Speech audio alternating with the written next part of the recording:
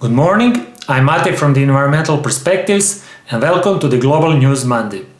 The news is that the elkhorn fern offers a new insight into the social life of plants. Or does it?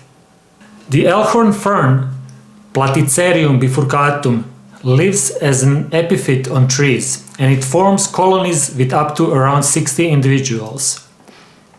So the question is this an example of an eusocial life?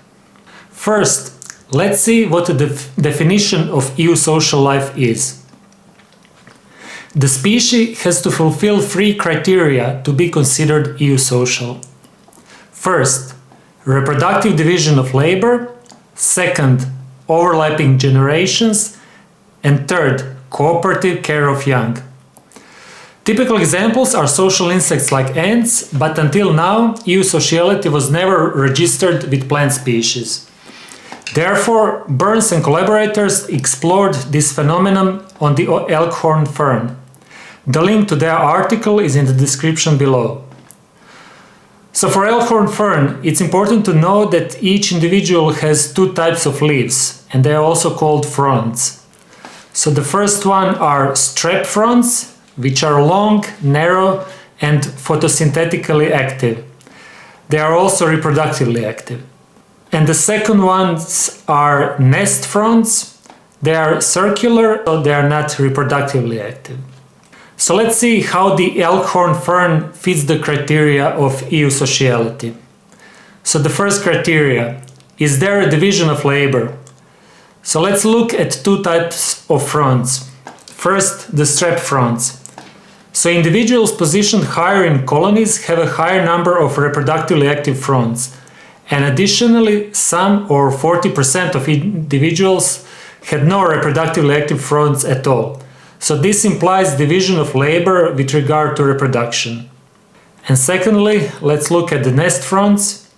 Individuals on top of the colony have larger and more elongated fronds, which are also hydrophobic, so they deflect rainwater and detritus toward the center of the colony.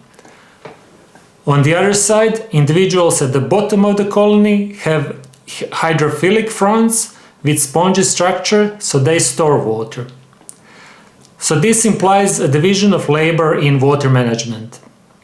On the basis of that, to answer the first criteria, the answer is yes, so division of labor does exist in both reproduction and water management. The second criteria, do overlapping generations live together? So yes, overlapping generations do live together, and additionally, out of 10 surveyed colonies, in 8 cases they were genetically identical, but in 2 cases they consisted of genetically different or unrelated individuals. And third criteria, is there cooperative care for the young? So the fronds and roots of all individual plants create a shared nest which collects water and detritus. And from that nest, through extensive root network, all individuals use collected water and nutrients. So it can be said that there is a cooperative care for the young. Taking everything into account, it seems that all 3 criteria of eusociality are met. Therefore, the elkhorn fern might be the first known example of eusociality in plants. The question of the day, do you think that described lifestyle of the elkhorn fern represents a genuine example of eusociality? That's all for today. Thank you and goodbye.